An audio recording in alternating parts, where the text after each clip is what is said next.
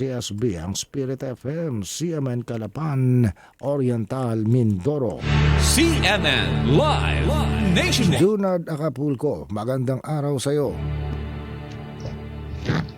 Magandang araw Sir Ariel, magandang araw Pilipinas.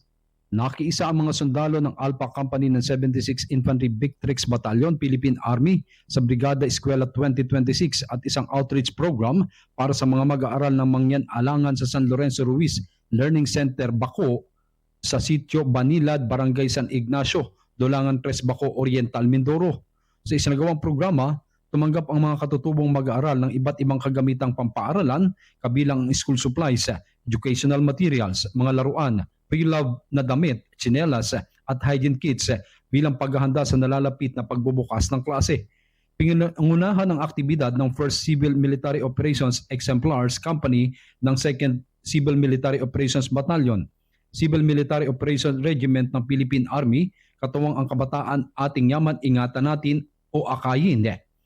Ayon sa mga organizer, layunin ng programa na hikayatin ang mga kabataan na ipagpatuloy ang kanilang pag-aaral habang sinusuportahan ang kanilang kalusugan at pangkalahatang kapakanan, lalo na ang mga kabilang sa mga katutubong komunidad na naninirahan sa mga liblib na lugar. Bukod sa pamahagi ng mga donasyon, nagsagawa rin ng feeding program at iba pang palaro para sa mga bata. Nagbigay rin ng food pack sa mga pamilya ng mga mag-aaral upang makatulong sa kanilang pang-araw-araw na pangangailangan.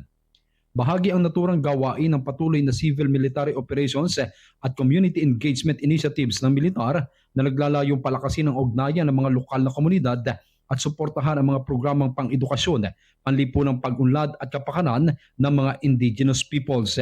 Ang Brigada Eskwela ay taunang programa ng Department of Education na naglalayong palakasin ang iba't ibang sektor ng lipunan upang tumulong sa paghahanda ng mga paaralan para sa pagbubukas ng klase sa pamamagitan ng volunteerismo, pagbabahagi ng yaman at aktibong pakikilahok ng komunidad. Mula dito sa Oriental Mindoro, ako si Junard Acapulco ng DSSB Spirit FM Calapan City, reporting live para sa CMN Pilipinas. CNN Live Nationwide. Maraming salamat, Junard Acapulco, mula po naman sa impilan ng DCSB, ang Spirit FM, CMN Calapan, Oriental, Mindoro.